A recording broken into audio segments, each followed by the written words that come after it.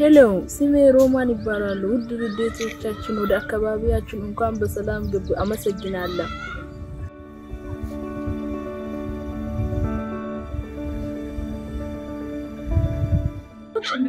ساعديني وبالا الله يسنستنى كتن تمارين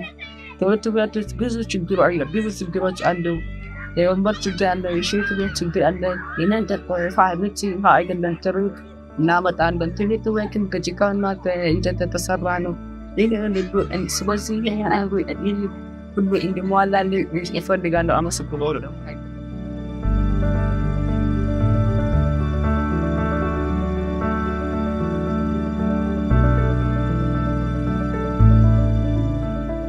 ማህሌት ነው የጤና ኤክስቴንሽን ባለሙያ ነኝ የጤና ኬላው ችግር